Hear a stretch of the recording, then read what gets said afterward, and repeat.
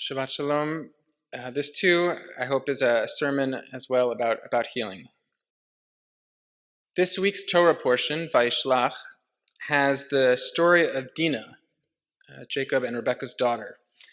And it is a particularly difficult story amongst others in our tradition, with violence, sexual contact, and immoral conduct by many in the story.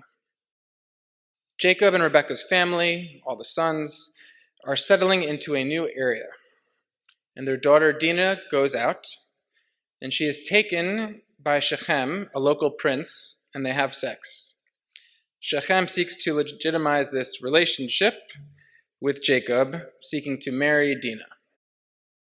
Jacob's sons, Dinah's brothers, they seek and ultimately enact violent revenge upon Shechem and his people. And throughout it all, we never hear a word from Dinah about her perspective. Not a single word. It's a challenging story that's open to many interpretive lenses, each with their own difficulty. Perhaps it is the story, as it's often called, as the rape of Dinah. Perhaps it is the story of Dinah's sexual agency in a world where women weren't supposed to have sexual agency. Perhaps it is the story of brotherly love and protection of their sister. And perhaps it is the story of brotherly concern only for a family name and honor, but disregard, actually, for the emotional and physical trauma of their sister. This week, in my preparation for this Devar Torah, thanks to the research of a peer, Rabbi Davis, I encountered a midrash, a rabbinic expansion on the Torah text, that offers another perhaps. Perhaps this story is about violence enacted against a trans woman. The midrash actually dates back to the Talmud, to our foundational rabbinic text, and has been reformed, recrafted in various ways over the centuries. But here is its essence. It's derived from Genesis chapter 30, verse 21, which states, Ve'achar yalda bat, vatikra et shma Dinah. And after blank, after something, Leah gave birth to a daughter and named her Dinah. The Midrash explores this blank. What happened just before? Leah already had her 6 sons and was pregnant for the 7th time with another male fetus in the womb. They didn't have sonograms back then, but she knew. Rachel was pregnant with a female fetus in her womb. And according to different midrashim, either Leah prayed that her sister could bear a male, or Rachel prayed that she herself would have a male child. Miyad nehefcha levat. Immediately, this male fetus was transformed into a daughter. So commentators have argued, did the two fetuses miraculously swap locations physically? Or did their souls swap? Or did they each simply transform or transition to another sex? And commentators note that Dinah is referred to in certain masculine grammatical ways during her early life in the Torah, before the events of the main story. So you see in this complicated story, it's another perhaps that this is a story of violence against a trans woman. Violence against transgender and gender nonconforming individuals is a blight upon our society, as are other forms of discrimination in this vein. And though our community at Temple Israel, and I'd say across the country, have made efforts to educate against this, nonetheless, there's still a great deal of discrimination and violence that continues. Every year, November 20th, tomorrow, is designated as Transgender Day of Remembrance. And the week prior, this week, is known as Transgender Awareness Week, with the goal of increasing visibility of transgender people and addressing the painful issues that they face. This commemoration was started in 1999 by transgender advocate Gwendolyn Ann Smith as a vigil to honor the memory of Rita Hester, a transgender woman who had been murdered in the previous year. and the vigil commemorated all of the transgender people that had been lost to violence since Hester's death that year, beginning an annual tradition.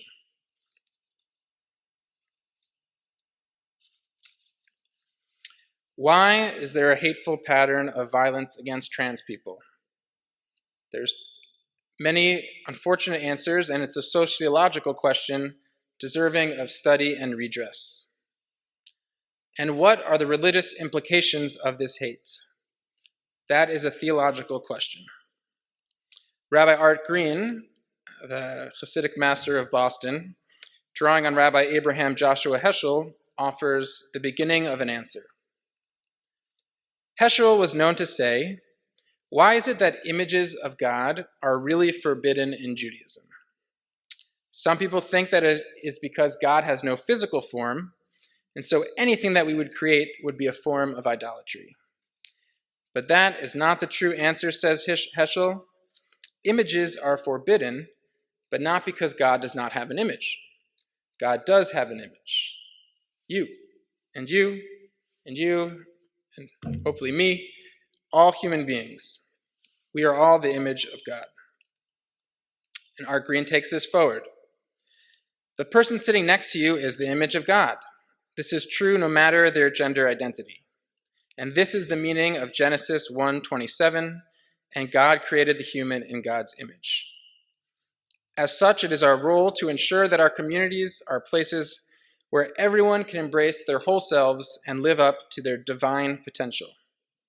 And it is the role of the Commonwealth to pass non-discrimination legislation to ensure that everyone, including transgender people, have the opportunity to develop their potential to be fully human, fully alive, free of discrimination and violence." Notice how Heschel and Green's understanding of theological idolatry is so humanly important. I would add that to create an image of God is forbidden because it imposes arbitrary and imperfect limits on God's expansive nature. So too with children, and so too with adults.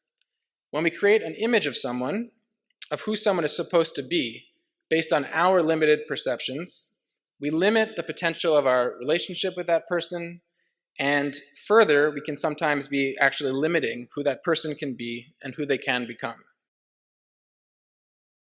Yes, we do perceive with generalizations, and then we make imperfect predictions based on those perceptions. We suppose we really know a person's gender or ethnicity or age or athleticism, and we make all sorts of imperfect predictions.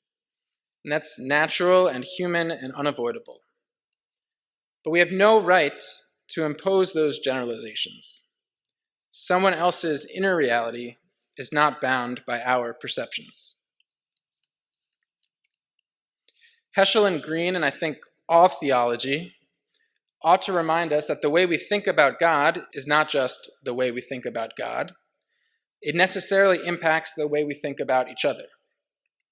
And that's why in the Reform movement, already for several generations of prayer books and Torah printings, we have been keenly aware of this and removed the he pronouns for God, because our idea and view of God should not be bound up and limited by male terminology. I was teaching a completely unrelated midrash this week to our 6th graders. It was a midrash about the Yetzer Hara, the evil inclination, and there was no focus in the text on gender, except that the editor of this 20-year-old text had chosen to use female pronouns for God throughout the piece. Our ever-thoughtful learners interrupted. "Shouldn't God's pronouns be they? Does God even have pronouns?" And I have to tell you, these questions have arisen in various classes, in 6th grade, in 9th grade, in adult learning, and in fact also in the CCAR Facebook group of Reform rabbis. These are very live questions. And they're very good questions because we are learning something about God as we continue to learn about each other.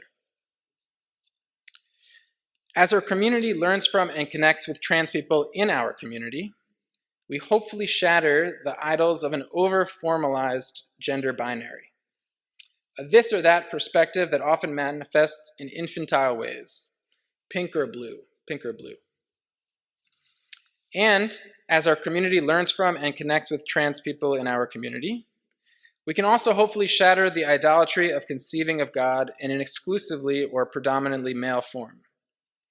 This shattering, which feminist theologians have been advancing for the last 50 years, and is now being furthered by writers, scholars, and rabbis, such as Noam Sienna, a local PhD scholar and author of A Rainbow Thread, showing that there's been a rainbow thread through our texts back to the beginning, and compiles these texts. Or Rabbi Reuben Zellman, who wrote the Twilight People prayer that Rabbi Zimmerman offered at the Ma'ariv Aravim to begin the service. Or also this important book, Torah Queries, with 2 E's. I bring their names and writings to you because I hope that you'll pursue them, and you will learn many things if you do. You will learn that there's more queerness in our ancient tradition than you likely knew. The Talmudic rabbis spoke of 6 sexual or gender categories. You will learn that it wasn't just Dinah who has midrashim exploring a complex sexual or gender identity, but also Joseph, but also Abraham, but also Sarah.